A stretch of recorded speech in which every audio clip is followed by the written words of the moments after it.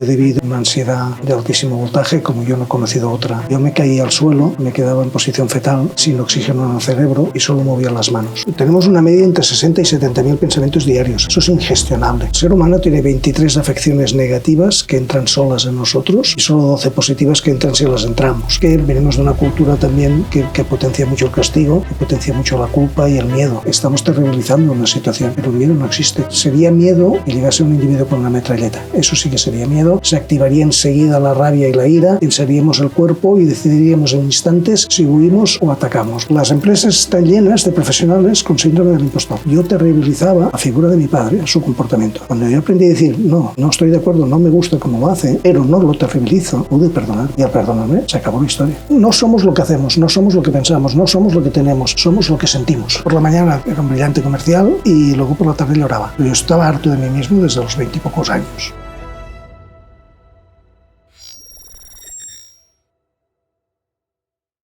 Bueno, perfecto, pues muchas gracias por venir. Y Chano, ¿a qué te dedicas? Y bueno, ¿cuál es un poquito tu historia? Bueno, yo básicamente soy maestro de vida, soy experto en inteligencia emocional aplicada y me dedico a acompañar personas, también a impartir ponencias y conferencias y últimamente pues a hacer masterclass al mismo tiempo que presento mi primer libro, que está siendo un éxito importante. Perfecto. ¿Y desde cuándo llevas más o menos? Pues este mes he cumplido 10 años en esta historia, aunque yo hace como 13 y pico que empecé mi proceso de mejora personal, que fue debido pues a una ansiedad de altísimo voltaje, como yo no he conocido otra en tanto tiempo acompañando personas, y yo me caía al suelo, me quedaba en posición fetal, sin oxígeno en el cerebro y solo movía las manos. Y eso me ocurría a menudo. Así, estando en este estado, llegué a un acuerdo de desvinculación en la empresa que trabajaba, en una multinacional, y me dediqué durante 3 años a buscarme. Esa búsqueda produjo que finalmente atravesé el sufrimiento. Y ese atravesar el sufrimiento implica un alto nivel de conciencia, como que empiezas a vivir en otra frecuencia. Reconozco un don que tengo en la capacidad de empatía con los demás, en la capacidad tanto en individual como en ponencias públicas, y eso me permite pues eso, acompañar a los demás desde esa empatía, ¿verdad? Claro. ¿Crees que el sufrimiento sí o sí tiene que formar parte de nuestro crecimiento? Bueno, no debería ser. Del libro no debería ser. Lo que sí que es cierto es que con que no sabemos interpretar la realidad y el ser humano tiene 23 afecciones negativas que entran solas en nosotros y solo 12 positivas que entran si las entramos. Es decir, si tenemos actitud. Por lo tanto, tenemos tendencia al pesimismo, tenemos tendencia a la negatividad. La mente humana no está preparada para aprender, está preparada para sobrevivir. Por eso el ego es tan predominante en nosotros a partir de los 6-7 años que queda instalado biológicamente en nosotros. El caso es que sufrir no es necesario, es profundamente innecesario. Lo que pasa es que venimos de una cultura también que potencia mucho el castigo, que potencia mucho la culpa y el miedo. Y claro, eso está ahí. Claro. Porque si, por ejemplo, para poder crecer y yo no quisiera sufrir en caso de que esté sufriendo, ¿de qué manera podría evitar ese dolor o ese sufrimiento? El trabajo que yo hago con muchísimos alumnos, que ahora ya no son procesos de mejora personal, sino que es un crecimiento personal, que quiere decir que el crecimiento es toda la vida, independientemente que esté yo o no. Ese crecimiento hace que podamos vivir sin miedos ni culpas, que es al final el sufrimiento está ahí, ¿no? Aprendemos a vivir sin miedo, es decir, el miedo no existe. El miedo lo creamos nosotros en el momento que interpretamos una situación en la que nos percibimos inferiores respecto a la situación y entramos en esas creencias sociales tan arraigadas que son no puedo o no me lo merezco. Pero el miedo no existe. Yo no me canso de repetirlo por todos los medios a los que voy, porque en realidad lo que está ocurriendo es que estamos terribilizando una situación, pero el miedo no existe. Es decir, sería miedo si ahora que estamos aquí en mi casa, pues que llegase un individuo con una metralleta. Eso sí que sería miedo, eso sería inteligencia reptiliana, se activaría enseguida la rabia y la ira, tensaríamos el cuerpo y decidiríamos en instantes si huimos o atacamos, ¿verdad? Que es para lo que estamos preparados y así ha sobrevivido nuestra especie, interpretando que la fiera grande es más más peligrosa que la pequeña, pero bueno, al final hemos sobrevivido. Pero lo que nos está ocurriendo en la sociedad, esta sociedad que está muerta de miedo, nada tiene que ver con metralletas, hasta donde yo sé. Claro. Por lo tanto, no es miedo. ¿Y cuál es ese sentimiento real? Es una terribilización. Nos decimos en nuestro diálogo interno, que es el que crea las creencias, nos decimos, si ocurre esto, será terrible y no lo voy a poder soportar. Y esa expresión constante hace que sintamos eso que llamamos miedo, que en realidad es una terribilización. Piensa que las emociones duran 90 segundos, todas. Si seguimos sintiendo miedo, es porque estamos reiterando el mismo diálogo interno. Si nosotros parásemos el diálogo interno a los 90 segundos, se acabaría esa emoción. Claro, pero ese hecho de acabar de hablarnos así o de tener esos pensamientos, yo creo que eso es lo difícil realmente, ¿no? Bueno, a ver, el pensamiento es push. Tenemos una media entre 60 y 70.000 pensamientos diarios. Es una verdadera barbaridad. Eso es ingestionable. Por lo tanto, fíjate que es muy importante que tengamos unas sanas creencias. ¿Dónde están las creencias? Las creencias estarían entre el pensamiento y la emoción. O sea, los pensamientos cruzan por esas creencias y, por lo tanto, si tenemos creencias de preferencia, vamos a vivir en paz y sin miedo. Si tenemos creencias de exigencia, vamos a estar sufriendo constantemente. Porque solo hay algo perfecto, que es la realidad. Claro. Entonces, ¿crees que vivir en el presente sería la solución? Claro, fíjate que la función del ego es llevarnos a un pasado existido o a un futuro inexistente, por lo tanto impide que estemos en ese presente. En el presente no hay sufrimiento, no hay ningún presente con sufrimiento. Claro, lo complicado de esto es tomar conciencia del vivir en el presente a lo mejor, ¿no? Bueno, esa es una de las partes. La otra es empezar a cambiar primero el paradigma vital, es decir, como te decía, estamos centrados en la negatividad y en el pesimismo. Nosotros podemos tener una vida plenísima al dejar de tener miedo, porque todo eso está basado en el miedo que sentimos. Es decir, tenemos miedo porque percibimos el planeta como hostil. Tenemos miedo porque no nos vemos capaces de aparentar aquello que creemos que debemos aparentar. Es decir, ¿sabes cuánta gente hay con síndrome del impostor? Casi todos. Sí. Es una barbaridad. Yo mismo. Es una barbaridad. Los dos creo que en algún momento... Es una barbaridad. Entonces, fíjate, las empresas están llenas de profesionales con síndrome del impostor. Es una barbaridad. Porque ahí le robamos eficiencia a la vida de una manera increíble, solo con las propias creencias de uno mismo. En el momento que hay una crisis, ese síndrome del impostor se eleva a la máxima potencia. Por lo tanto, estamos trabajando con profesionales que no están preparados para hacer lo que hacen. Y eso es una barbaridad. Es decir, cuando digo una barbaridad es que estamos hablando de casi todo el mundo. Muy pocas personas que no tengan miedo, que no tengamos miedo. Entonces, si yo tuviera en ese caso, pues, por ejemplo, ¿no? el síndrome del impostor y quisiera empezar a hacer algo, ¿de qué manera podría dejar de lado ese síndrome para poder empezar a trabajar en aquello que me gusta? ¿Cómo trabajarlo, no? Sí. Bueno, trabajarlo empezaríamos por trabajar las heridas de infancia, que es lo que condiciona a todo el mundo y que todo el mundo seguimos teniendo. Es decir, no tener conciencia que continuar con 20, con 30, con 40, con 50, con 60 años sin sanar las heridas de infancia nos condiciona y condiciona el entorno enormemente, porque esas heridas están ahí, se están reproduciendo constantemente cada día del año, ¿verdad? Por lo tanto, empezaríamos por ahí, pero todos estos síndromes de impostor, que hay de varios tipos, en mi libro, en un capítulo los describo, tienen que ver con las heridas de la infancia. Por lo tanto, lo que nos toca es ir al pasado, sacar el pus, limpiar la herida y que vaya cicatrizando. Eso es básico. Sí, joder. Es básico, absolutamente básico. ¿Y a ti cuando te llega una persona, no sé cómo la haces, cuál es el servicio, por así decirlo, que les ofreces, este acompañamiento? ¿Cómo es este proceso?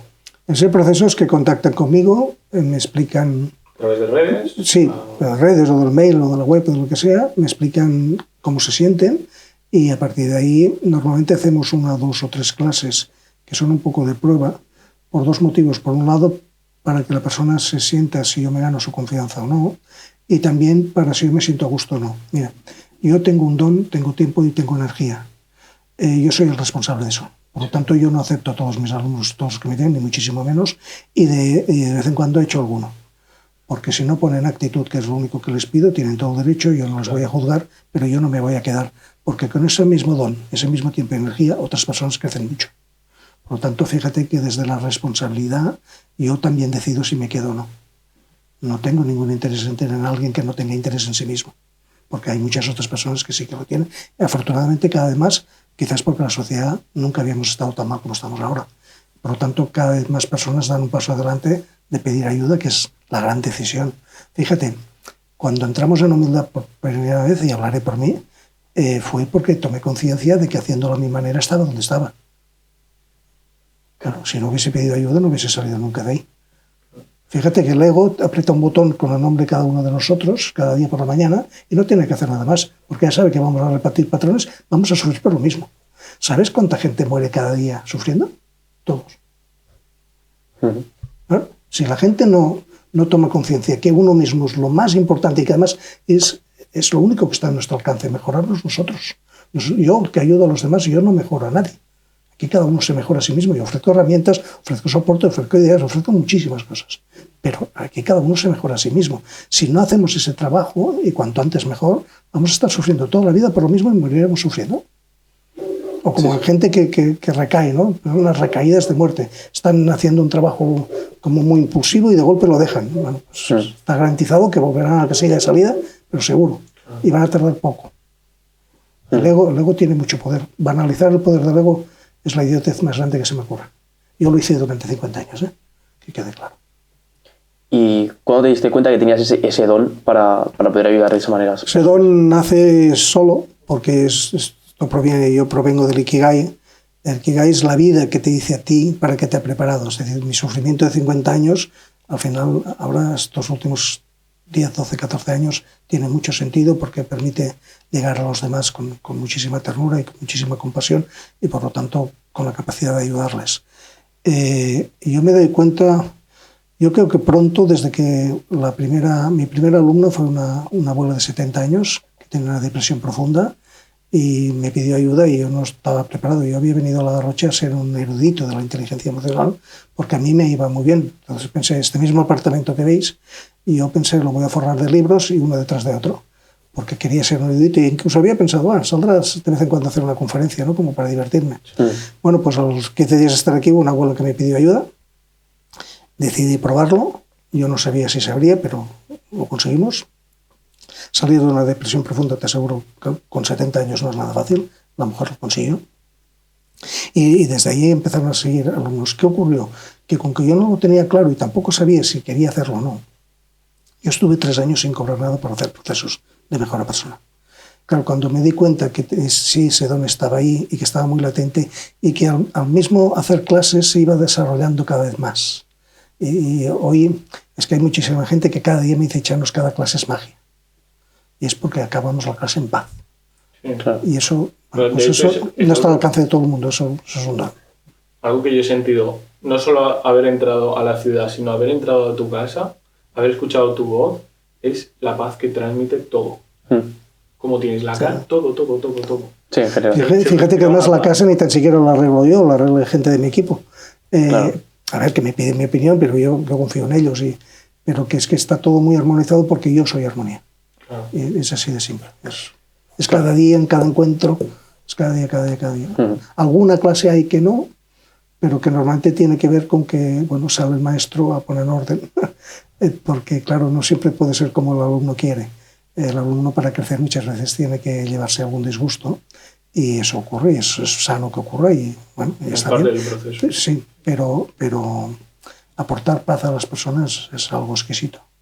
Piensa que, mira, esta semana estuve 42 personas que me dijeron que vieron la presentación del libro, que lo que hago es impartir una masterclass, Y bueno, cada vez hay más gente de diferentes poblaciones que ellos mismos se animan a organizarla y yo lo agradezco mucho. Ver cómo las 42 personas acaban en paz es una maravilla. Es algo extraordinario. La gente acaba si no se va de la sala.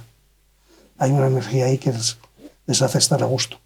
En Medina del Campo hace 15 días impartí una masterclass, una presentación del libro en una sala que era preciosa pero fría. Un día, a las 8 de la noche, un viernes, que hacía un frío que pelaba, vinieron 50 y tantas personas. Cuando acabamos hacían cola para pedir el libro, para que les dedicase el libro y para que les diese un abrazo. Y yo me salgo de ahí porque yo solo paso energía a personas muy cercanas a mí, pero bueno, es que Es que cuando la paso se transforma. Sí, sí. Lo hemos hecho en la tele en directo hace poco con Alex Comunica y el impacto de la gente es brutal. Y le dije que no lo haga más, pero entonces la gente me lo pide. Y yo Claro. no quiero hacerlo. Sí, sí. Es que al final el hecho de que 50 personas en cierto aspecto puede parecer poco porque estamos acostumbrados a hablar de miles, ¿no?, en redes sociales, pero yo creo que hay una frase también que es que pueden parecer pocas personas, 50, ¿no?, o 50 seguidores, pero si vinieran 50 personas y me agradecieran lo que estoy haciendo, vamos, yo estaría agradecido de por vida, ¿no? Yo creo que el impacto directamente de las personas es cualquier... Fíjate que si hablamos de 50 personas puedo estar de acuerdo perfectamente que no parecen muchas, pero la mayoría de la gente no sabe hablar para 50 personas y yo estoy profundamente tranquilo siempre, no preparo nunca nada.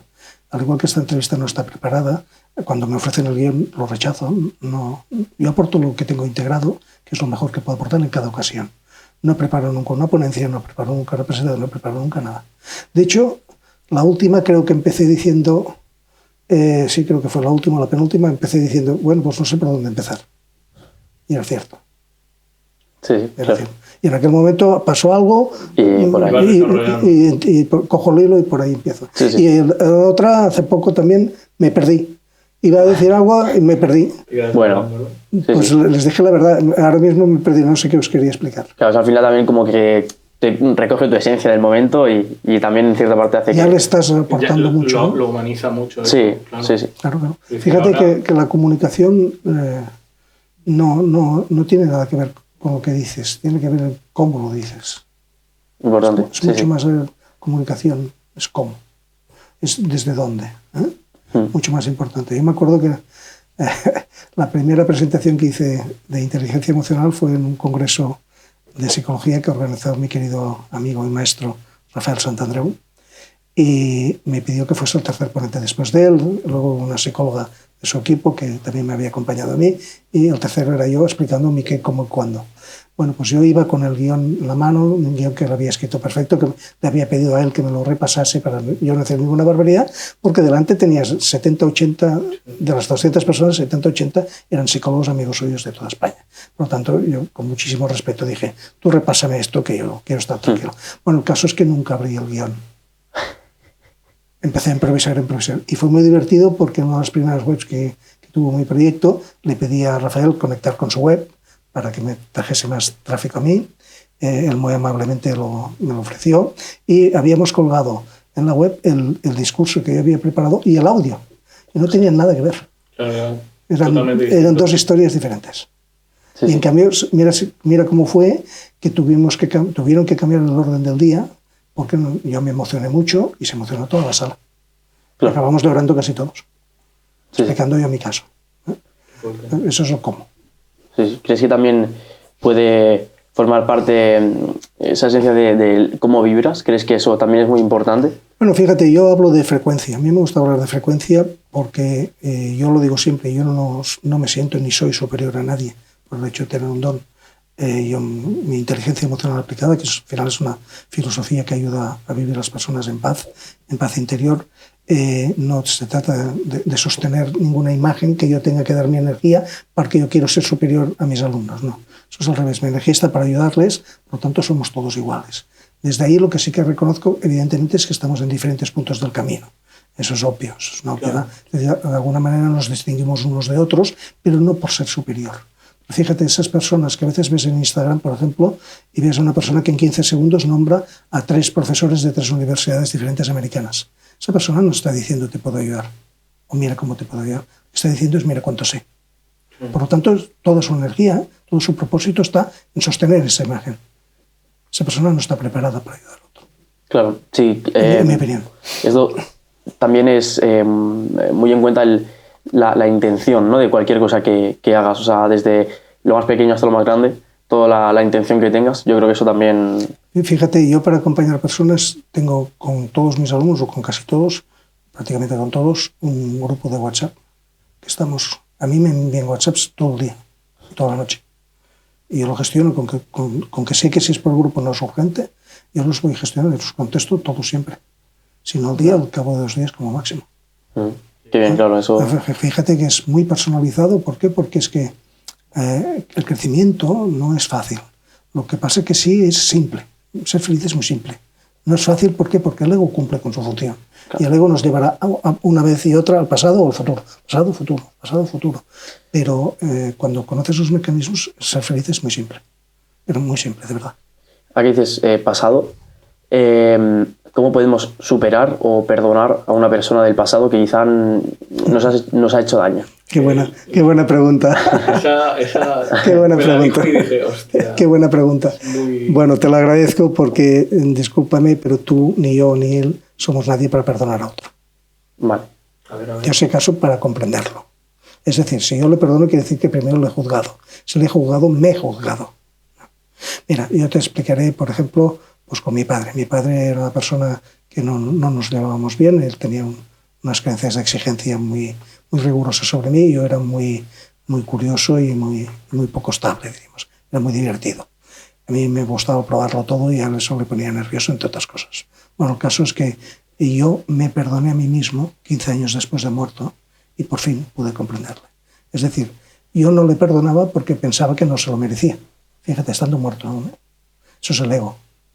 Cuando me di cuenta de que yo sí que me lo merecía, me perdoné. Y al perdonarme, claro, liberé una culpa extraordinaria que había ahí y por lo tanto pude comprenderlo. Mi padre, como todos los padres del mundo, hizo lo mejor posible en cada momento, porque él tampoco tenía resueltas sus heridas de infancia. Y en aquel tiempo, bueno, ahora tenemos recursos y sabemos mucho, tenemos mucha sabiduría sobre el crecimiento personal, pero en aquel tiempo era absolutamente inexistente. Por lo tanto, yo terribilizaba la figura de mi padre, su comportamiento. Cuando yo aprendí a decir, no estoy de acuerdo, no me gusta como lo hace, pero no lo terribilizo, pude perdonarme. Y al perdonarme, se acabó la historia. Repito, no somos nadie para perdonar a otro. Son únicamente perdonarnos a nosotros mismos. Eso sí. El perdón siempre es autoperdón. Es una de las herramientas más poderosas que tenemos, porque fíjate, cuando hay sufrimiento, lo que hay en realidad es una resistencia a admitir la realidad. Pues si admitimos la realidad, se acabó el sufrimiento. Lo que resistes, insiste. Fíjate si somos egoicos, y yo lo digo, que no hay nada más egoico que el sufrimiento, porque sufrimos porque queremos cambiar la realidad. Anda, que no tenemos narices. Sí. Es decir, querer cambiar la realidad. Es cierto que estamos todos conectados al universo, pero de eso a que queremos cambiar la realidad no está en nuestra mano. Pero en cambio hay insistencia en querer cambiar la realidad. Por lo tanto, si uno se perdona a sí mismo, está camino de la aceptación incondicional, que es la paz. Vale. Sí. Si yo acepto incondicionalmente, ¿cómo lo hago? Básicamente lo hago porque aprendo a que una cosa me gusta o no me gusta, pero no la terribilizo. Si en mi diálogo interno no hay terribilización, me puede gustar tu comportamiento o no, pero si no lo terribilizo, yo tengo mi propio criterio en que no me gusta, pero no me vas a enfadar. Yo me enfado muy pocas veces al año, pero muy pocas, es decir, una o dos como mucho. No tengo miedo. ¿Por qué? Porque no terribilizo nada y he aprendido. ¿Cómo lo haces? Bueno, pues cambiando ese paradigma vital que yo decía antes y también cambiando creencias, claro. Al final, dentro de nuestra mente tenemos como un software en que hay un menú de creencias. En la medida que yo creo que lo tengo que hacer todo perfecto, que tengo que aparentar, que tengo que ser lo mejor, que tengo que tal, estoy perdido, estoy sufriendo como un loco y no voy a conseguir ningún objetivo. Voy a fracasar constantemente. En la medida que yo tengo creencias de preferencia, por lo tanto las he cambiado, uno es feliz, uno vive en paz interior, eso es de una eficiencia increíble. Yo soy mucho más eficiente ahora que nunca. Claro. Pero lo que no entiendo es el hecho de perdonarnos a nosotros mismos. O sea, cuando nosotros vemos que de alguna manera la otra persona nos ha hecho daño, ¿qué nos tenemos que perdonar? Es que el otro no nos ha hecho daño. Vale. Sí, vimos que nos ha hecho daño. Claro. ¿No? Acabo de colgar una stories un momento antes de iniciar esta entrevista que decía, ¿qué te duele? ¿Que el daño que te hacen o, ¿cómo lo he preguntado? ¿El daño que te hacen o el daño que... o haber permitido que te hagan daño? Pues claro, me hace daño si yo le permito que me haga daño. Si yo acepto incondicionalmente a esa persona, yo tengo gente de mi entorno que les acepto incondicionalmente siempre y no me van a hacer daño nunca. Pues no les doy ese poder. Se lo he quitado. Claro. Fíjate, tú estás interpretando que la acción de aquella persona es que te ha hecho daño. Aquella persona ha hecho lo mejor posible en cada momento. Y a lo mejor ha tenido mala intención, ¿eh? No, vamos, la vida es como es. Sí. Y es bueno no ser demasiado bueno, es bueno protegerse. Es muy sano, yo hablo constantemente de protegerme y de que me siento protegido por gente de mi entorno, por mi familia espiritual y por mi equipo de vida. Pero yo tengo mucha conciencia que aquello que llega a mi vida es para mi crecimiento. sea lo que sea. Y me puede gustar o no, repito, pero no lo voy a terribilizar, no le voy a permitir que me haga daño. Y si me ha hecho daño, el trabajo está en mí, porque la herida está en mí, no en el otro. Vale. Y Ahora, fíjate, el sufrimiento es unipersonal. Sí. Cada uno de nosotros interpreta una realidad y por lo tanto tenemos un tipo de sufrimiento u otro. Eso solo puede sanar uno mismo. El otro no. O sea, que el otro viniese, se arrodillase, que eso es lo típico de esta cultura, ¿no? Nos pidiese perdón, que no me hubieras nunca pedido perdón, me hubieras pedido disculpas, pero perdón nunca. Perdón me lo guardo para mí. Es muy importante, es la herramienta más poderosa que tenemos. Eso no cambiaría tu herida. Claro, no. Porque el sentimiento seguiría estando en ti. Sí. Por lo tanto, lo que toca es reconocer que tengo resentimiento, que lo he creado yo en mí mismo y por lo tanto solo lo puedo sanar yo. Y al otro le comprenderé y me gustará o no me gustará. ¿Estaré de acuerdo con ese criterio o no? ¿Estaré de acuerdo con ese comportamiento o no? Pero no le voy a permitir que me haga daño. Claro, pero en caso Me de... desorienta, ¿eh? Sí. Porque en el sentido de que, o sea, nos pueden... podemos sentir nosotros que nos han hecho daño sin querer. Es decir, Sí. de esa manera, ¿qué pasos deberíamos seguir o qué camino tendríamos que A ver, que tener? lo siempre recomendable es lo que hacemos los que estamos en crecimiento, que es primero me confronto conmigo mismo, es decir, busco en mí el por qué siento eso que siento y luego, si acaso, afronto la situación. Y afronto la situación con empatía y asertividad. ¿Para qué? Para que llegue el mensaje. Es decir, si tú estás cabreado con una persona porque crees que te ha herido, si tú no vas con empatía, vas con tu sable, lo que va a pasar es que va a llegar la herida, no el mensaje. Claro. Y el otro va a sentir la necesidad de protegerse y contraatacar. Por lo tanto, tú eres el responsable del contraataque. O sea, fíjate, a una reacción del ego, nunca otra reacción de otro, si acaso una respuesta. ¿Por qué? Porque tomo conciencia que el otro está haciendo lo mejor posible en cada momento, aunque no me guste. Claro. Y me puede disgustar mucho, si quieres, pero no me va a alterar. ¿Por qué? Porque es un humano con todas las dificultades del mundo. Ni más ni menos. Tirando de compasión, tirando de comprensión, tirando de humanidad. Porque si no, es que estamos en guerra siempre. Fíjate cómo está la calle. Si la agresividad está a la vuelta de la esquina, está latente en la sociedad ahora mismo. Y es porque todo el mundo está enfadado con todo el mundo. En realidad están enfadados con uno mismo y proyectamos eso en los demás. Ese enfado, ese resentimiento lo estás proyectando en los demás, pero está en ti y solo lo puedes resolver uno mismo. Siempre. Sí. Claro. Es como poner un filtro, ¿no? Bueno, es poner un filtro de humanidad. Es decir, cuando nosotros nos equivocamos, ¿verdad que nos gusta ser comprendidos? Claro. ¿Y a la inversa no vale? Claro. Bueno, incluso aunque la otra persona se enfade o esté mal, quizás no es un error. Claro. Es que el otro puede interpretar lo que quiera de mi comportamiento. Yo no lo voy a juzgar. Yo sí que estaré alineado con mi comportamiento. Es decir, la paz interior, ¿qué es? Que lo que pienso, lo que siento y lo que hago y lo que me digo interno en consecuencia está alineado. Por lo tanto, fíjate, yo tengo una herramienta que es muy poderosa, que la recomiendo, que es un relato de vida. Yo tengo hecho un relato de vida, y muchos alumnos míos también, en que en ese relato de vida explicamos qué tipo de vida queremos. Cuando yo tomo una decisión o hago una acción, yo sé enseguida si eso está alineado con mi relato de vida o no. Por lo tanto, estoy siempre en coherencia. ¿Eso quiere decir que no me equivoco? No, yo me equivoco mucho cada día, pero me equivoco coherentemente, por lo tanto no siento culpa. Vale. O sea, me equivoco en una decisión, pues tomo otra y otra hasta que acierto, hasta que me siento bien con eso que ha ocurrido. Claro. Pero sin enfado, sin culpa, sin nada. ¿Para qué? Es el castigo que uno se pone a sí mismo muchas veces. Tal cual. La culpa al final es una excusa para no asumir la responsabilidad. Porque si asumo la responsabilidad de mi emocionalidad, de mi comportamiento, no necesito culparme. La culpa es como, bueno, y ahora que vendrá alguien que me impondrá un castigo, cumpliré la penitencia y me liberaré. No, pues eso no es así. Eso no es así porque no hay necesidad de castigo, ni de que nadie venga a perdonarte, ni esas tonterías. Es mucho más simple ser feliz. ¿Crees que estamos solos? Siempre. Nos sentimos solos. Fíjate, me gusta diferenciar lo que yo he escogido para mi vida. Hace 3 años de mi segundo divorcio, he escogido la solitud. Yo vivo solo porque lo deseo, porque lo quiero. Cuando en esa solitud ya he cumplido con todo lo que me gusta cumplir y tal, pues cojo el teléfono y antes de que se transforme en soledad, llamo a un amigo y nos vamos a comer. O viene o voy o lo que sea. Es decir, la solitud tiene que ver con el deseo de estar solo, de vivir solo, porque uno se siente en paz consigo mismo. También me permite tener toda la disponibilidad de mi tiempo y de mi energía y de mi don para mí mismo. Por lo tanto, esa responsabilidad que tengo la tengo muy, muy clara, porque al no tener pareja, pues no, lógicamente no hay esa dotación para la pareja, que sería imprescindible. Y otra cosa es la soledad. Nos sentimos solos, ¿por qué? Porque proyectamos desde ese ego biológico a los 6-7 años un personaje. Y por lo tanto damos toda la energía al personaje para aparentar. Pero ¿qué ocurre? Que entre ese personaje y nuestra esencia, aquí se genera un vacío existencial increíble. Es esa soledad.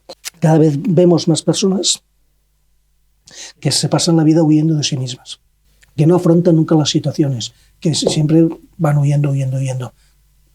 Eso es una soledad increíble. También hay mucha soledad porque no reconocemos nuestras emociones. Es decir, culturalmente nos han educado en evitar y rechazar nuestras emociones.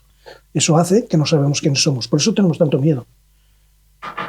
Porque no somos lo que hacemos, no somos lo que pensamos, no somos lo que tenemos, somos lo que sentimos. Si yo siento soledad, soy soledad. Si yo siento miedo, soy miedo. Pero con que no sé lo que siento porque no conecto, pues claro, estoy desorientado. Por lo tanto, tengo mucho miedo. Uh-huh. Yo el otro día en una ponencia pregunté, había un montón de gente, pregunté, oye, ¿quién me sabe decir qué siente ahora? Hubo 2 personas, Y había una barbaridad de gente, no sé cuántas había muchos. 2. Algunos a lo mejor lo sentirían y no se atrevieron, ya lo entiendo, pero solo 2 personas levantaron la mano y me dijeron lo que sentían. Uh-huh. En cambio, si les pregunto qué piensan, seguro que me están 1 hora hablando. Claro. Bueno, pruébalo, ¿qué sientes ahora mismo? Ahora, gratitud. Bueno, qué bien, ¿no? O sea, lo que me gusta es que conectéis. ¿Y tú? Yo siento también gratitud, sí, me pasó. Tengo 3 de mis pilares verticales de mi proyecto de inteligencia emocional aplicada, son la gratitud, la generosidad y la ternura. La gratitud a mí mismo, porque estoy en crecimiento, y eso me da una calidad de vida increíble. Gratitud a mis padres, independientemente de la relación con ellos, porque me dotaron de vida. Gratitud a los que me quieren, porque me siento muy amado, muchísimo. Cada semana me llegan audios, me llega amor por todas partes. También me paso el día ofreciendo amor porque estoy lleno de amor. Pero también amo mucho a aquellas personas que no me quieren, porque esos me permiten conectar con la humildad de que siendo como soy, no puedo gustar a todo el mundo. Con que no necesito aparentar, me parece muy bien. De hecho, los que tienen opiniones diferentes de mí a menudo me enriquecen. Y no hay enfado, claro. Generosidad, mira, la generosidad para que sea tal necesita necesariamente que sea generosa. Es decir, yo me paso el día dando, doy mucho, porque lo he decidido. Al haberlo decidido no espero nada a cambio. No hay chantaje emocional. Claro. Por lo tanto, yo doy en la medida que me responsabilizo de lo que quiero dar. Por lo tanto, mi generosidad es generosa. Y por último, la compasión, porque sin compasión, la ternura digo, que la ternura es hija de la compasión. Sin compasión no llegamos a los demás. Estamos enfadados. Y estamos enfadados con nosotros y proyectamos ese enfado. Por lo tanto, soy una persona con mucha ternura porque es hija de la compasión. Por debajo de esos 3 pilares, en mi proyecto está basado en la responsabilidad, porque si no asumo la responsabilidad de mi emocionalidad y de mi comportamiento, estoy esperando que los demás cambien y que las situaciones mejoren por sí solas. Eso es una locura. Eso es profundamente neurótico. Se trata de influir para fluir, influir en uno mismo para fluir. Luego está la coherencia, porque la coherencia es lo que decía, estar alineado en lo que pienso, lo que siento, lo que hago y lo que me digo me permite asumir la máxima responsabilidad, porque lo que me da paz es la coherencia, no tener razón. Yo ya no quiero tener razón nunca más en mi vida, os la regalo toda la razón. Eso es una herramienta del ego. Yo lo que quiero es ser coherente y eso depende de mí. Y por último, lo que sustenta todo es la humildad. Sin humildad no hay felicidad. Porque lo contrario de la humildad es el orgullo y por lo tanto es ego. Y por lo tanto el personaje aparentar. Y mientras estamos aparentando no sabemos quiénes somos. Hay mucha gente que, como a mí me pasó, que yo me creía que era mi personaje. Claro. Así acabé yo. Sí, sí. Claro. ¿Y cómo podemos, por ejemplo, muchas veces tenemos que hablar con mucha gente que quizá tiene esa barrera, ¿no? Que tiene ese personaje o no tiene tanto... ¿cómo te lo diría? Tanta aceptación de sí mismo o tiene esa solitud y por lo tanto siempre está con ese personaje. Nada. No podemos hacer nada. Eso depende de él. Claro. Eso depende de él. Tú lo máximo que podrías hacerle Si hay confianza, es decir, mira, este comportamiento me ha hecho sentir de esta manera. ¿Te importaría mejorarlo? ¿Te importaría cambiarlo? Eso es asertividad pura y dura. Es lo máximo que podemos hacer. Que le estás diciendo, así, conmigo no. Eso es lo máximo que puedes hacer. Y contigo no lo hará porque se sentirá reconocido en su personaje, en su apariencia, pero lo seguirá haciendo con todos los demás, porque no sabe hacer otra cosa. Claro. Fíjate que siempre hacemos lo mejor posible en cada momento. Porque si supiésemos hacerlo de otra manera, lo haríamos. Y conforme vamos evolucionando, sí que vamos teniendo la oportunidad de hacer las cosas de diferente manera. Si no, vamos a hacer siempre los mismos patrones. Mira, creo que era el gran maestro Young que nos decía que la vida es tan sabia que una y otra vez te trae la misma situación hasta que la superes, hasta que crees que sí, completamente de acuerdo. Pero ya es porque repetimos patrones. El trasfondo de la frase, que es muy inteligente, lo que nos está diciendo es que con que repites patrones, el botoncito, y aprieto un botoncito que dice Óscar y me largo. Ya sé que Óscar va a sufrir por lo mismo, ¿eh? Claro. ¿Y cómo podemos cambiar esos patrones? Porque yo creo que eso sin duda es lo que vamos. Bueno, primero, ese es un trabajo técnico importante. Primero toca reconocerlos.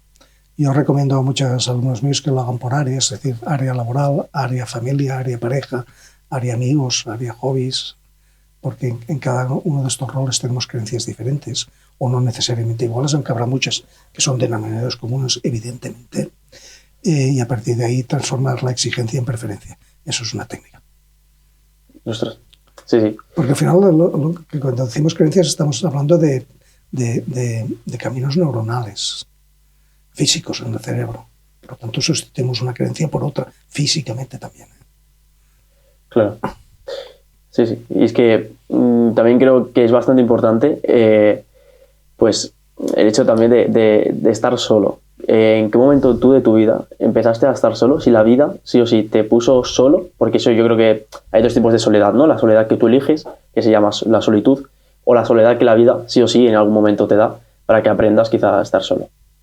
Bueno, yo recuerdo que yo no sabía estar solo, pero incluso estuve durante años trabajando en la multinacional, en aquel tiempo lo llamábamos movilidad, lo que hoy se llama teletrabajo, ya te hablo de hace 15 o 20 años atrás, y lo pasé mal, porque a mí me era muy fácil relacionarme y eso generaba esa soledad tan inmensa. ¿Por qué?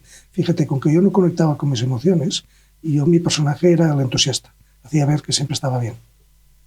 Entonces a mí, yo por la mañana era un brillante comercial, que se ganaba muy bien la vida durante muchos años y tal, y luego por la tarde lloraba, porque estaba harto de mí mismo. Pero yo estaba harto de mí mismo desde los 20 y pocos años. Entonces esa soledad me la creí yo, porque la gente se creía que yo siempre estaba bien. Y ese era mi fantoche, ese era mi ego. Pero, entonces esa soledad viene conmigo ya desde los 20 y pocos años, o antes, ¿eh? O sea, pero tú llegas a tu casa y... Yo no sabía estar solo, tenía que tener puesta la radio, la tele, todo al mismo tiempo. Y pareja siempre, he tenido pareja muchísimos años, pues por eso, por no estar solo. Ostras. Entonces llega un momento que sí, que la vida me llena de ansiedad, una ansiedad de altísimo voltaje, como decía, y a partir de ahí empiezo a querer estar solo porque está tan agotado el personaje que ya me oculto. O sea, yo conocí la soledad a través de ocultarme del escaparate, de estar ahí expuesto todo el día. Claro. Y luego ya aprendí la solitud, que es la que disfruto ahora. ¿Y en qué momento, o sea, cómo fue el cambio entre soledad y solitud? Básicamente fue al hacer mi trabajo de mejora personal, que ahí sí que de los muchos miedos que superé el de estar solo. Porque claro, había dejado el trabajo que tenía y yo trabajaba en mí de 16 a 18 horas diarias, dormía con cascos puestos, así estuve casi 3 años, que es cuando llegué aquí a La Garrocha, buscándose en un erudito y al final, pues mira, una abuela me sacó a pasear y desde entonces que sigo paseando. Pero que se trata de que no tuve más remedio que transformar la soledad en solitud, porque es que la dificultad que tenía era eso, morirme. Claro, o sea, la adaptabilidad. O sea, el grado de desesperación era tan elevado que fui capaz de superar también ese miedo. Yo soy un enneagrama 7 social, eso quiere decir siempre muchísima gente alrededor y además ese es mi hábitat natural. Yo llego a un sitio y si me lo propongo, vamos, me transformo. Y llego a una sala que voy a impartir una ponencia y la gente se da cuenta enseguida que yo estoy allí más tranquilo que nadie, ni me preparo nada, ni tengo necesidad, porque ese ámbito para mí es natural. En cambio, el de solitud, ¿no? Es un ámbito trabajado. Me lo he trabajado y mucho. Mucho porque había mucho miedo. Los miedos nos confunden mucho, los miedos nos paralizan mucho y al final, bueno, la desesperación es un arma. Ostras. Sí. Es el punto de encuentro mío con muchas personas, la desesperación. Cuando están hartos de sí mismos, entonces llaman a llanos. Está bien. Es que realmente creo que mucha gente está así. O sea, sí. Al final, sí. Nunca habíamos estado tan mal como sociedad como estamos ahora. No. Nunca habíamos tenido el índice de suicidios que tenemos ahora y a esas edades. Hace poco salió por ahí, creo que alguien me informó, yo no miro noticias desde hace muchos años, tampoco leo libros. He leído muchos, demasiados. En todo caso, había una estadística que decía que una barbaridad de chavales catalanes no quería vivir. Les daba igual vivir o no. Y no me acuerdo el porcentaje, pero uno sería una barbaridad, miles, muy preocupante. Y cada día creo que son 19 intentos de suicidio. Es una barbaridad. En España, En España 19 intentos de suicidio. Sí. Eso no, creo que no es asumible. Cada 40 segundos, 20 personas lo intentan y una lo consigue. Entonces eso es realmente... Y eso, bueno... Muy importante. Sí. Tenemos una dificultad en salud mental muy importante, en salud emocional también. La sociedad, y yo me quejo siempre que tengo la oportunidad en medios, no tiene recursos, pero tampoco están previstos. Es decir, como que los que tendrían que cambiar esto están también desesperados. Tampoco saben qué tienen que hacer. O sea, el sistema está caído, está roto, está hecho polvo, y los que tendrían que recuperar un sistema y crear uno nuevo están ahí, también están desesperados, no saben qué hacer con sus emociones. Por lo tanto, no podemos esperar nada sano, nada bueno. Nos queda la responsabilidad individual. En el sentido del suicidio, no sé si esto es así, pero yo vi como que el hecho de hablar de este sentido, es decir, en noticias o cosas así diariamente, fomenta que todavía haya más. Quizá por eso no se hable tanto, ¿o crees que es importante el hecho de bueno, vamos a ver, yo no estoy seguro porque no tengo esas estadísticas. Por lo tanto, voy a ser muy cuidadoso con mi respuesta. Pero yo no estoy tan seguro de que hablar de suicidio genere más suicidio. O sea, fíjate, y te lo voy a razonar desde otro punto de vista. Nosotros tenemos miedo de lo desconocido. ¿Sí? El ser humano tiene tendencia a tener miedo de lo desconocido. Por lo tanto, tenemos miedo del ego, tenemos miedo del miedo, tenemos miedo de tener miedo. Tenemos miedo de todo. Entonces también tenemos miedo de aquello que es desconocido, como qué pasa más allá. Ese propio miedo puede conducir al suicidio. Dejar de tener miedo a morir puede conducir a ganas de vivir. Por lo tanto, yo no lo sé eso. No te lo... Claro. Hay mucho debate ahí, expertos que opinan, dicen que sí, que lo que tú decías, que fomenta, y otros que dicen que no. Que hablar de suicidio permite a las personas que se les puede haber pasado por la cabeza abrirse. Y si se abren, ya no se suicidan. Claro. Fíjate que una persona que tenga la oportunidad, que esté pensando en suicidarse, tiene la oportunidad de ser escuchado por otro, escuchado, puede salvarse del suicidio. Solo por sentirse escuchado. Porque es que ahí la desesperación en casos de suicidio es terrible, es terrorífica, ¿verdad? Pues que una persona conecte con otra deja de ser terrorífico eso. Claro. O sea que no sé qué decirte. O sea, es que no. Es verdad que en cierto grado, mayor o menor, las personas muchas veces quieren eso, o sea, el hecho de únicamente sentirse escuchadas, sin que les des ninguna solución, simplemente sentirse escuchadas y sentir que Fíjate, yo solo digo de los amigos, ¿no? Un amigo no está preparado para acompañar a otro. Es así de simple. Es así de simple. Un amigo, el acompañamiento que puede hacer es sentarse al lado del otro, si acaso abrazarle y decirle, si en algún momento quieres hablar, aquí estoy, y te escucharé. Y no tiene que decir nada, solo escucharle. El abrazo es lo que vale. Porque no está preparado, porque además tenemos tendencia, que es como nos han educado, a decirle al otro lo que tiene que hacer. Y el otro, si estuviese preparado, ya lo hubiese hecho. Claro. No puedes decir a una persona, oye, tranquilízate, siempre. Claro. Sí. Está con un ataque de ansiedad y dices tranquilidad. Pues eso es lo que hacen los amigos. Es decir, los amigos de buena voluntad, ya lo entiendo, pero lo que hacen es prolongar la dificultad de aquella persona. Que no va a tomar una decisión de pedir ayuda a un profesional mientras se cree que está cobijado por los amigos, que los amigos, si acaso, harán un efecto paliativo. Claro. Pero nunca de mejorar a esa persona. No saben, no pueden. Claro. ¿No?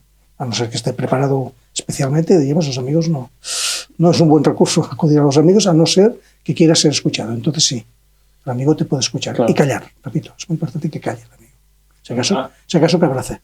En ese sentido me siento algo identificado porque tengo muchos amigos que vienen con un problema, te dicen, me ha pasado esto. Claro, yo no, antes sí que lo hacía, te respondí, pues haz esto. Claro, luego entendí que haz esto tiene también consecuencias. Claro. Y vi, o sea, a día de hoy no te puedo dar una respuesta. No sé qué respuesta darte. Uno que puede hacer un amigo también es ante una situación parecida, yo he hecho esto. Eso podría ser útil en un momento dado. Tú has vivido una situación parecida, yo también tuve un ataque de pánico y lo que me ayudó fue esto. Y el otro que decida si quieres o no. En caso de haberlo vivido. Claro. Si no lo hemos vivido, ¿con qué experiencia? ¿No? ¿Y qué es un amigo? Bueno, un amigo es aquel puente entre uno mismo y su personaje. Es aquel, o debería ser aquel, aunque uno se puede mostrar sin personaje. Eso es un amigo. Vale, lo otro, conocidos. Claro, porque estamos aparentando. Es decir, fíjate, en la apariencia esa del personaje nos autoengañamos y vamos proyectando a todo el mundo ese engaño. Hay un capítulo en mi libro, que no me acuerdo exactamente cómo se llama, porque yo no me he leído mi libro, tampoco, pero es algo así como el baile de máscaras, ¿no? Porque todo el mundo engaña a todo el mundo. Estamos todos engañados. Bueno, pues ahí no hay amigos. Claro. Un amigo es aquel que uno se puede mostrar desnudo. Uno puede decir aquello que calla a otros, aquello que le da vergüenza sin sentir vergüenza, porque no habrá juicio. Por eso yo soy muy, muy amigo de mis alumnos, porque yo no emito juicio y ellos lo saben. ¿Y cómo nosotros podemos ser también buenos amigos? Sí, nosotros podemos ser buenos amigos partiendo del no juicio, partiendo de la máxima humanidad posible y del conocimiento de la conducta humana. Claro. Porque uno puede decir, bueno, yo no voy a enjuiciar, pero cuando sepas de la conducta humana, te aseguro que no te será fácil no enjuiciar. Hay que estar preparado para no enjuiciar. Claro. Porque la conducta humana no deja nunca de sorprendernos. Sí, al final... Yo veo quizá también el hecho ese de que quizás sí que dejamos que la otra persona se pueda mostrar como es, pero nosotros el mismo miedo que tenemos de mostrarnos realmente no nos hace poder llegar a ser tan amigos como deberíamos ser. Claro, como podríamos. Sí. No deberíamos, sería una exigencia. Como podríamos ser si nosotros empatizásemos con esa persona que se abre a nosotros y aprovechamos para abrirnos nosotros. Claro, ahí se generaría una amistad bonita. Y claro, es sostener eso. Porque si eso lo hacemos en una sola ocasión, no sirve para nada. Servirá para aliviar en aquel momento, pero no, si no tiene continuidad no sirve para nada y no será un amigo. Un amigo es ese refugio que uno tiene en un momento dado que sirve para esas desesperaciones y también para esas diversiones. Lo que pasa es que no es lo mismo divertirse sabiendo que no hay juicio en el otro que sospechando que te están enjuiciando. Porque eso es como algo que llevamos aquí detrás que nos persigue, ¿no? Uy, cuidado que si hago esto me va a perseguir. Fíjate, no tenemos conciencia de lo que supone el que queremos adivinar lo que piensan los demás. Eso supone un desgaste increíble. Y los demás van a pensar lo que crean oportuno. Por eso yo en muchas ponencias mías hay un momento que cuando lo dice la intuición les digo, mira, me gustaría que os gustase y si no me da igual. Y la gente se mueve todos en la silla como un ponente que le da igual, sí. ¿Por qué? Porque yo ya no necesito vuestra aprobación. Yo ya sé quién soy. Igual que esta entrevista, me gustaría que os gustase, no me da igual. Lo digo sinceramente. No hay nada contra nadie. Sinceramente, yo no necesito la aprobación de nadie. Tengo la mía. Claro. Yo ya sé quién soy. Que realmente es la única que importa. Llevo muchos años trabajando. Sí, perfectamente, sí. Claro. Esto es increíble. Claro, liberarse de esas cargas tan enormes de lo que piensan los demás, lo que dicen los demás, es una maravilla. Y antes has hablado de la relación con tu padre. Para las personas que quizá tengan una mala relación, ¿hay alguna manera del hecho de decir, pues quiero tener esa mejor relación, pasaría por lo que decíamos antes. Primero, autoperdonarse. ¿Por qué? Porque en esas malas relaciones hay un sentimiento de culpa de cada uno de ellos. Pero fíjate que cuando tienes mala relación con una persona te sientes culpable. Porque crees, que es una puñetera creencia, que deberías tenerla buena. Y esa exigencia hace que te sientas culpable. También porque si hay infracción, hay castigo, hay conductas agresivas o tal, lo que ocurre es que uno se pregunta a sí mismo por qué yo merezco esto. Y eso también nos hace conectar con la culpa. Por lo tanto, no somos culpables. Sí que somos responsables. Entonces, ¿qué hago yo? Pues primero me perdono a mí mismo y una vez liberado de mis cargas, yo me acerco al otro con mucha comprensión, porque el otro a lo mejor no se ha perdonado. Claro. Y si no se ha perdonado, se ha perdonado. No podemos hacer nada. Sí, sí. Podemos decirle en ese caso lo que hemos hecho nosotros. O sea, pero en cierta parte es como una bola de nieve, ¿no? Porque, o sea, yo me percibo, como has dicho antes al principio, según las cosas que me han pasado de pequeño, pues cada vez las cosas que me han pasado de pequeño han sido basadas en las cosas que le han pasado de pequeño a mis padres. Claro. Y así constantemente. Claro. O sea, nosotros podemos tener la capacidad de decir hasta aquí a nuestro hijo. Claro, claro. ¿Cómo haríamos eso? Por eso a mí cuando me llega gente joven lo valoro muchísimo, porque ese trabajo se va a proyectar en sus hijos y eso tiene un valor inmenso. Es decir, habrá niños en esta sociedad que gracias al trabajo que hemos hecho con sus padres no sufrirán y tendrán inteligencia emocional para resolver sus situaciones. Y eso es importantísimo, porque cortan con eso que dices, ¿no? Con esa genética que viene cayendo de todos los ancestros, de padres, abuelos, bisabuelos y tal, que nunca han tenido resueltas sus infancias. Por lo tanto, todos han hecho lo mejor posible en cada momento, pero eso no quiere decir que no sea mejorable. Es mejorable a partir de que uno toma la decisión de yo corto con todo esto. Y eso es una maravilla, es maravilloso. Entonces, si nos está viendo algún padre, ¿cómo podríamos hacer? Porque quizá hay algún padre que ya tiene un hijo quizá de mediana edad o, por ejemplo, de nuestra edad, que ya tiene ese personaje creado. ¿De qué manera podría ayudarle a...? Fíjate, yo ahora estoy recordando especialmente a una alumna que hicimos juntos una carta. Hicimos una carta a sus padres, en que la hija, ya con un importante crecimiento personal conmigo, les declara que no se sientan culpables porque ella no culpa a nadie, que ella acepta incondicionalmente lo que ocurrió, que no le gustó. Desde entonces han mejorado la relación familiar increíblemente, porque además lo hizo muy bien, con mucha sabiduría. Leyó la carta en una comida familiar. Estaban sus hermanos, estaba todo el mundo.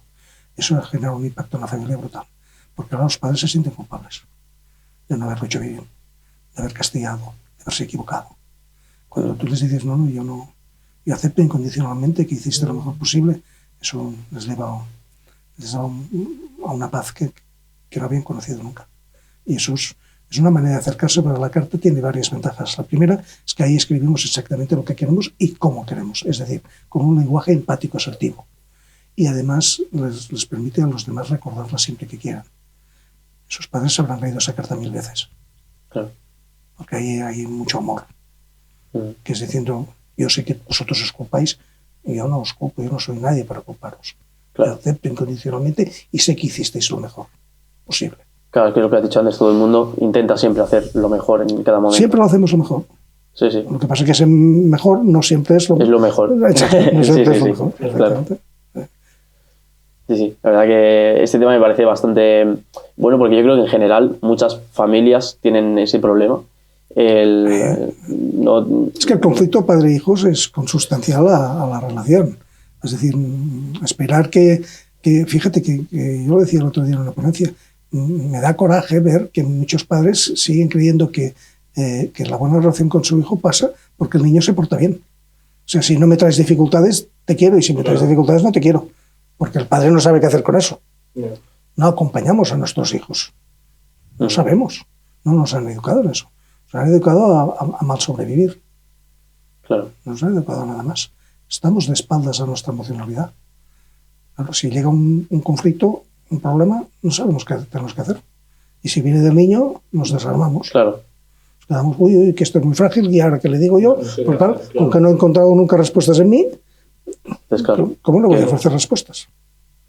Claro. ¿Y crees que el hecho de poder saber o poder encontrar aquello que nosotros queremos ser en nuestra vida forma parte de ese crecimiento emocional? O sea, claro. Haz tu relato de vida y verás qué chulo. Vale. Y pon límites. Pon límites, por ejemplo, yo no quiero tener personas tóxicas en mi vida. yo quiero tener, como hago yo y te lo recomiendo, conversaciones incómodas precisamente con las personas que más quiero. Claro. Porque quiero proyectar es que esas relaciones sean duraderas. Si no tenemos conversaciones que las percibimos como incómodas, estamos ocultando. Y si estamos ocultando, estamos engañando. Y si estamos engañando, tardará más o menos, pero ese engaño saldrá. Claro. Y dificultará la relación. Y es porque no afrontamos las situaciones. Por lo tanto, me confronto conmigo mismo y afronto la situación. Y no me enfrento nunca con nadie. Enfrentar es guerra y no. Nosotros buscamos la paz, no la guerra. ¿Y cómo lidiamos con esas personas que, por ejemplo, en el trabajo sí o sí las tendríamos que ver, tenemos que, en algún aspecto, tenemos que hablar con esas personas, pero eso, ¿no? Le dices, pues hasta aquí. Seguro que hay esa sensación de incomodidad. Sí, seguro. Fíjate, en el trabajo es más complejo porque no podemos escoger si las vemos o no. Están ahí. Claro. Por lo tanto, se trata de aprender a gestionar eso desde la comprensión de que el otro está donde está y hace lo que cree y que tiene su personaje ahí. Y nosotros cómo nos protegemos de eso y cómo llevamos eso lo mejor posible, ¿vale? También es cierto que se pueden poner límites desde el amor. Los límites a nosotros nos vienen siempre puestos desde el castigo. Y claro, lo que llega es el castigo, no el límite. Si me dice, es que te tienes que hacer pa, a mí lo que me ha llegado es el pa. Claro. Tengo que hacer... Sí. Claro. Entonces esa persona está provocando que se reaccione mi ego, ¿no? Por lo tanto, mi ego va a reaccionar o con agresividad devolviendo el castigo, o lo voy a amurallar y me voy a quedar en resentimiento que además es peor, diríamos, ¿eh? Porque ese resentimiento queda en mí. Por lo tanto, los límites se ponen desde el amor. Por ejemplo, mira, Óscar, este comportamiento que has tenido a mí no me ha hecho sentir bien. ¿Te importaría mejorarlo para otra ocasión, por favor? Pero claro. Eso en un primer contacto para la otra persona sí que lo va a dejar de hacer, pero es un poco violento, ¿no? ¿Puede ser? Sí, bueno, a ver. Se puede encontrar un poco diferente porque es un lenguaje que no tenemos costumbre. Yo también lo entiendo, pero una persona que no lo sabe, a lo mejor dice, hostia. Claro, yo es que tengo un problema aquí que es, a mí me dicen lo que pasa. Yo al principio, incluso muchas veces, pregunto, ¿no? Si puedo mejorar en algún aspecto. Y primero el ego, ¡pam! Luego lo vuelvo a leer o lo vuelvo a pensar. Bueno, quizás sí. Y luego de aquí un rato, con el tiempo, sí que digo, vale, pues voy a intentar mejorar eso. Sí. A eso yo lo llamo Can Reflexión, que es un edificio que ahora ya tiene 100 pisos y que cuanto más para arriba suben las personas, porque les enviamos con este tipo de lenguaje empático asertivo, pues cuando bajan más humildes. Claro. Y con más actitud de cambio, de mejora. Más que de cambio, de mejora. Can Reflexión es un gran sitio. Aprendemos mucho, tomamos decisiones de cambio muy importantes, de mejora. Claro. Chano, ¿tú crees en Dios? Yo creo en Dios. Bueno, pues esta pregunta no tengo respuesta, pues no lo sé. A ver, yo sí que me puse yo a mí mismo una creencia, me creí una creencia, de las muchas que me he creado expresamente, que es que lo que viene después es mejor que lo que hay. Por lo tanto, no tengo miedo a la muerte. Con esa simple creencia perdí el miedo a la muerte. Creo en Dios. Yo lo que sí que creo es que hay algún tipo de fuerzas por ahí, que hay algo que tiene que ver con nosotros, que como que condiciona nuestro día a día, como que... Energía. Sí, somos energía, yo tengo mucha conciencia de que somos energía y que dentro de esa energía puede haber energías de diferente nivel, de diferente poder. Y yo eso sí que lo creo. Dios, desde luego, Dios ese de pequeñitos no, en ese Dios no creo. No creo en un Dios salvador. Creo en que puede haber algo que sea muy superior a nosotros, igual que me es fácil pensar que no estamos solos en la galaxia. Claro. Se me hace muy fácil pensar que no estamos solos. Claro. Casi que no tendría lógica que una galaxia tan grande estuviésemos aquí nosotros solitos, ¿verdad? Que no tendría. Sí. Es que hay una versión de Dios que dice que Dios somos nosotros. Dios es nuestra mente, nuestra conciencia. Cuando nos habla Dios, eso lo dijo Neville Goddard, creo que se llama, es un predicador de hace unos años, que nuestra conciencia es Dios. Y cuando hay algo que pensamos que lo estamos haciendo mal, es ese Dios que nos está hablando y somos nosotros mismos. Entonces, el cielo quizá sea esa gratitud, ese saber estar, ese agradecer con los demás, y el infierno es ese ego, ese constante no puedo, ese tiene la culpa, el otro tiene la culpa. ¿Crees que más o menos podría ser así? Sí, es muy gráfico. Me gusta como grafismo, como manera de explicarlo. Sí, está muy bien. Pero al final, lo que sí que es cierto es que nosotros somos el Dios nuestro. Eso es evidente. ¿Por qué? Porque no somos fruto de las circunstancias, somos fruto de las decisiones, conscientes o no. Claro. Pero nuestras decisiones son lo que marcan nuestra vida, no las circunstancias. Las circunstancias nos podemos adaptar o no, pero siempre podemos mejorarlas, siempre podemos transformarlas. Claro. Es que incluso en la Biblia hay muchos fragmentos en los que si lo lees entre líneas, pues sí que hace ver un poquito eso, ¿no? E incluso cuando dice rezar como si ya lo tuvierais, ¿no? O cuando recéis, pues como si ya tuvierais, es como un poco la ley sí, o de la proyección. ¿Crees que eso es real? ¿Crees que esas leyes funcionan? Bueno, vamos a ver. Que seamos energía y que estemos interconectados, para mí no garantiza que tú lances un deseo, por mucha fuerza que pongas en el deseo, y se cumpla. A mí eso me ha pasado, que yo recuerdo en los últimos años, 2 veces. Vale. Por lo tanto, no me sirve como fórmula, porque si no, seguramente estaríamos en otra... Exacto. Por lo tanto, yo no creo en eso. Lo que sí que creo es que hay un momento dado que tenemos tanta intuición y tanta fuerza, tanto talento, que somos capaces de transformar situaciones de una manera mágica. Cuando a mí me dicen, Chano, es que haces magia en cada clase, en el fondo lo que están diciendo es que me llega una paz increíble, que he llegado a la clase intranquilo, nervioso, y me salgo. Esa tranquilidad es una especie de magia. Eso tiene que ver no con nada energético, sino con la capacidad que yo tengo de hablar con vuestros egos de una manera subliminal en coherencia.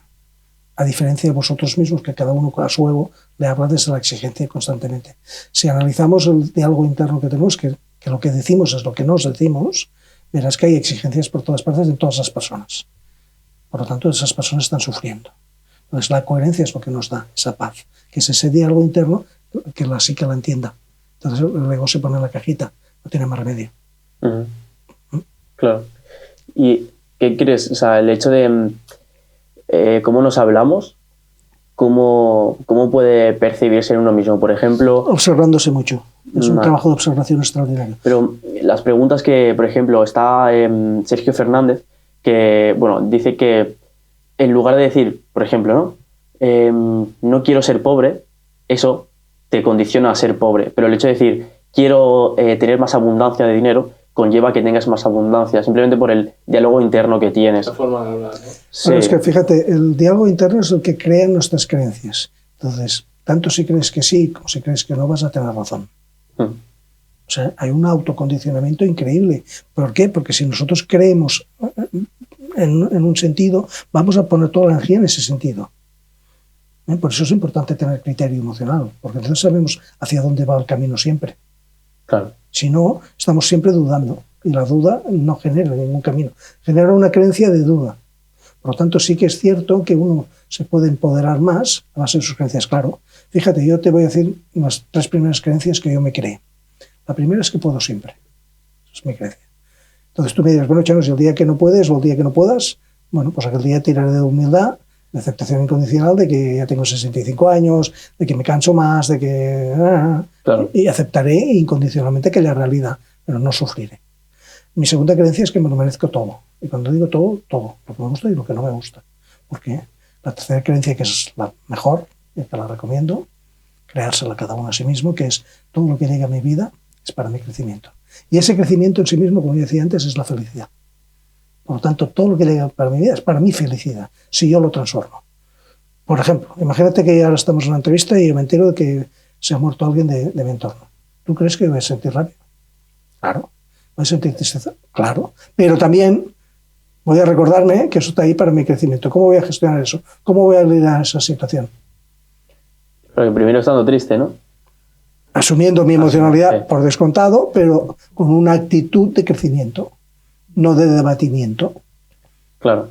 ¿Por qué? Porque la persona que ha muerto, sea quien sea, estoy seguro que no quiere que yo me quede hundido en la miseria porque se ha muerto. Tengo la conciencia de que, si está sana, seguro que querrá que yo mejore, ¿no? Por lo tanto, haré mi duelo bien hecho, pero en mucho menos tiempo y mucho menos profundidad, porque no habrá victimismo. Sí, sí. Que el victimismo es que mira qué me pasa, mira qué me han hecho. Sí, sí. Eso al final también mucha gente creo que lo tiene, incluso en algunos aspectos yo mismo. Y yo creo que eso también hace que quizá no avances hacia donde tienes que avanzar por ese sentido. ¿Qué es el victimismo? El victimismo es la queja y crítica proyectada primero en uno, flagelándonos y luego proyectando fuera siempre. Claro, ¿por qué nos quejamos tanto? ¿Para qué? Eso es. Fíjate, cuando yo digo, mi creencia es todo lo que llega a mi vida es para mi crecimiento, ahí se ha eliminado la queja. Claro. Pues si es para mi crecimiento y mi crecimiento es mi felicidad, fíjate que yo asocio el crecimiento a la felicidad. ¿Por qué? Porque si yo pusiese la felicidad por encima del crecimiento, lo que ocurriría es que sería como una zanahoria que no alcanzaría nunca. Porque el crecimiento es siempre. Por lo tanto, con que siempre quiero ser feliz, el hecho de estar en crecimiento me da el máximo posible de calidad de vida. ¿Felicidad es estar alegre todo el día? No. Yo soy muy feliz cuando estoy triste. Hace poco, ahora cosa de un mes y pico, yo en un directo de los que hago el domingo en Instagram, expliqué que llevaba 9 días en tristeza y que había tocado la melancolía, que yo no conocía la melancolía desde hace 15 años atrás, de cuando estaba muy mal. Y expliqué un poco el motivo que me estaba ocurriendo. Luego, 2 días después, se me reveló cuál el motivo. Iba a tomar la única decisión en mi vida que yo no quería tomar, pero la tomé. Y la comuniqué 2 días después. Cuando yo expliqué en un directo lo que yo hacía con mi emocionalidad, me llegaron mensajes por tierra, mar y aire.